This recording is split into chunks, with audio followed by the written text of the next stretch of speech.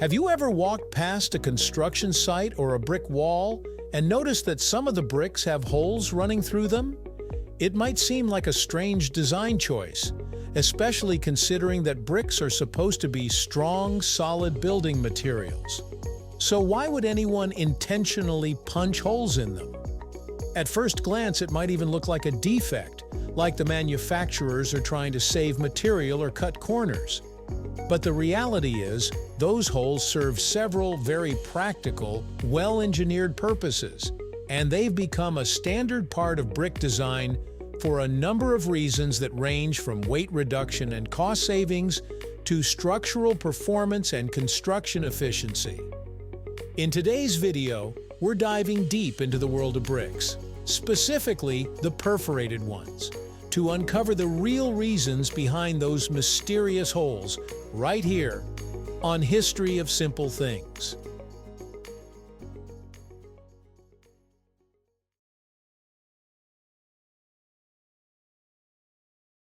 Let's start with a bit of background. Bricks have been used as a building material for thousands of years. From the ancient Mesopotamians to the Romans and right up to modern-day architecture, bricks have stood the test of time because they're durable, versatile, and relatively easy to produce. Traditional bricks are made from clay or shale and then fired in a kiln to harden them.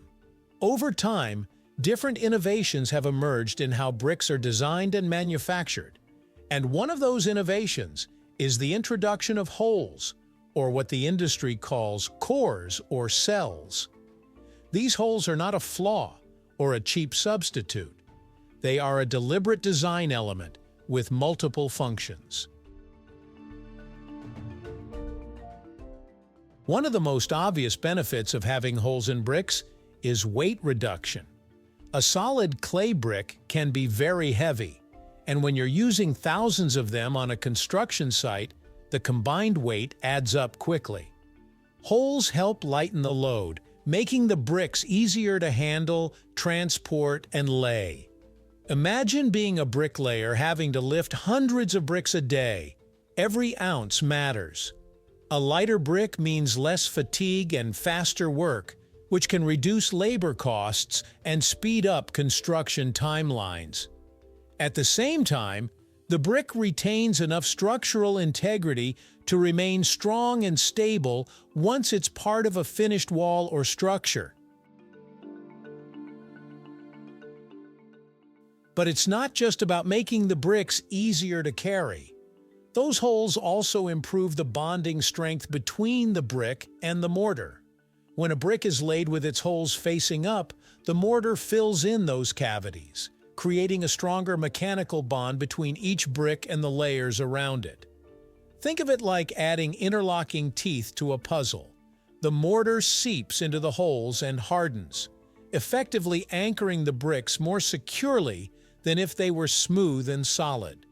This results in a wall that's better able to resist shifting and external forces, like wind or seismic activity.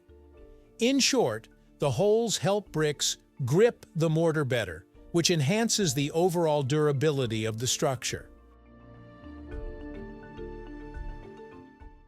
Another benefit of holed bricks is cost efficiency in manufacturing. By removing material from the center of the brick, manufacturers use less raw clay or shale per unit, which reduces material costs. This also means less fuel is required during the firing process in the kiln, since there's less mass to heat. The holes improve airflow during firing, allowing the bricks to bake more evenly and efficiently. This not only reduces energy consumption, but also speeds up production times, allowing manufacturers to produce more bricks in less time with lower overhead. It's a win-win scenario, cheaper to make and better for construction. Now, not all bricks have holes, and that's important to note. The use of holed bricks versus solid ones often depends on the type of construction project. For example, in veneer walls where bricks are used more for aesthetic purposes than structural load-bearing, holed bricks are quite common. They're light, easy to work with, and offer that traditional brick look while supporting insulation and cladding. On the other hand, in certain historic restorations or specialty projects, solid bricks may still be preferred for their authenticity or for structural requirements. Additionally, some climates or environments may influence the choice of brick type. For instance, areas prone to high moisture might benefit from solid bricks that absorb less water. You might also be surprised to learn that there are different types of holes, or core patterns, in bricks. Some bricks have 2 or 3 large holes, while others have multiple smaller ones. The size, shape, and placement of these holes are all carefully designed depending on the brick's intended use.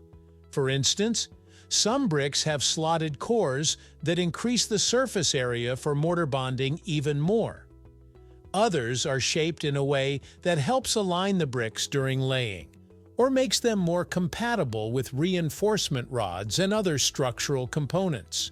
The patterns are not arbitrary, they're the result of engineering and field testing to ensure the brick performs as expected under various conditions. Interestingly, holed bricks also contribute to better insulation.